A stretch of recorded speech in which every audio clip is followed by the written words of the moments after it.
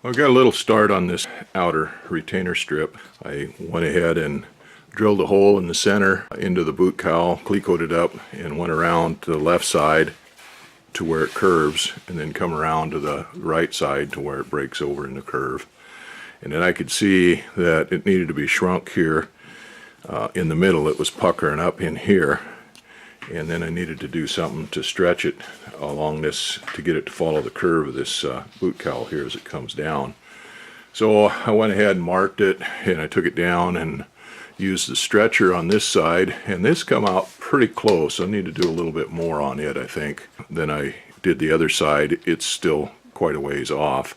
And then I shrunk the middle in here, and I thought I'd shrunk the middle too much because it bowed up pretty good, but once you get it up here and put the clecos on it, it actually looks pretty good.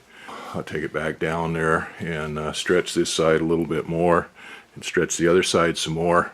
I'm going to have to figure out some way of shrinking this lower lip on here, and it's got kind of a double bend on it and stuff. When I put it in the shrinker, it's going to flatten that out. Maybe if I just stick it in there just a little ways on this first part of this flange and shrink that, maybe that'll pull it enough to pull that around that corner. We'll see. So I'll take it back down to the shop and stretch this out just a little bit more. I just did it real light on here, but I thought I did it real light on this middle, but then I thought it was too much. But like I say, it turned out okay. Probably a little bit farther on here. I didn't go quite far enough on this side. And then the same on the other side over there. It's the other side needs quite a bit more stretching on it. I worked on this some more. I took it down and stretched some more on this upper section. Went ahead and shrunk along this lip here as it goes around this. And so this right side actually come out pretty good. I was able to finagle it into this section down here, just pulling it by hand and pushing and stuff. So it's still going to take a little bit of work on it to flattening it out and stuff. I can do with fingers and by hand, but it's not too bad. Got a little bit of wrinkles right up here. May shrink that just a little bit, I don't know. And then there's still a little bit of wrinkling in this flatter section where the screws go on here. I don't really think there's much I can do about that. Maybe shrink it just a little bit more on this flange, this lower section, but I think I'm going to leave this right side well enough alone. The middle is good.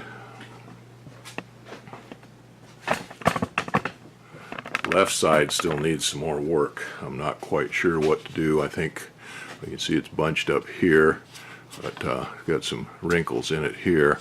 So maybe I can shrink this some more along here a little bit, get it to pull down. I might have to go back onto this flat and shrink it up a little higher and maybe stretch this out a little bit more. But I can get it to come down to follow the contour of that inner shield a little bit. This got to come down a little bit more here. But this bottom piece here just doesn't want to cooperate. So I got this retainer strip fitted up there.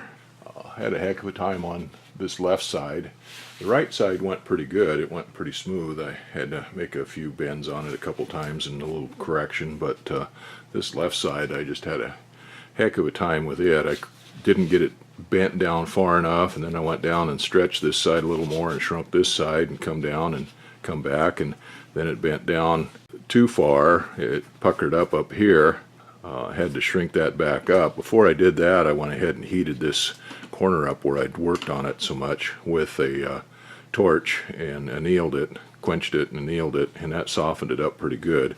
And then I shrunk it up a little bit, just lightly, and smoothed it out, and that pulled it back up to where it followed this contour pretty good. I got that done. I got down to here, and then I had to take it back down again and shrink up this side up here to get it to follow that curve, that line up that direction. So it's pretty good shape now. It fits pretty good both sides.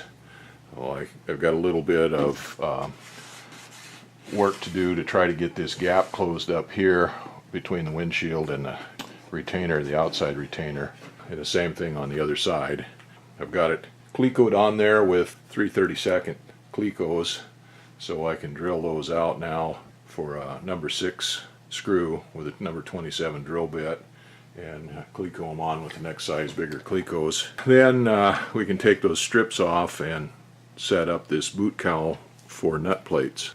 I can probably run this piece through my bead roller a little bit, smooth out some of the lumps and bumps that are in it from the stretching and shrinking and manhandling and forming. Not all of them are going to come out, but it actually doesn't look that bad. We polish that up with a die grinder and a Scotch-Brite to kind of smooth out some of these marks in here that the shrinker and stretcher made, and when that's painted up, it'll actually look pretty good. Well, the holes are all drilled out for a number 6 screw, number 27 drill bit. That's the size of nut plate jig that I got. So I can take this all off and drill out those pop rivets that I put in there, plug those holes, and then drill out those nut plates. I've pulled the windshield out, and I can say that this retainer is going to work pretty good, because windshield didn't want to come out of there even though it's not screwed down any place. So I'm pretty happy with that. There'll be a little bit of cleanup work to do on here. A couple places I don't want to file the edges down, smooth those out. Of course, trim up, maybe try to polish out some of these marks on here. Looks like I'll probably have to do a little shrinking in here to get that outer retainer, to get it in tight against the windshield. But I think I got it pretty well just with my fingers after pulling the windshield out of there. I took the tape that I had on to protect the paint here in the windshield from getting scratched, so now I've got these nut plates exposed, so I'll have to put the windshield back on, mark it where I want to cut it on both sides, and then cut it, and then we'll drill out for these attach screws here on both sides. And these are number 4 nut plates on here. I've got one on this side that's going to go right through here, so that's going to be good. That's going to hold that down in there tight. The one on the other side misses. It just goes down too low. Problem I've got here is this doesn't go down. This windshield didn't go down below where this junction is right here, so there's going to be a little gap right there. I'm going to have to figure out what to do with it.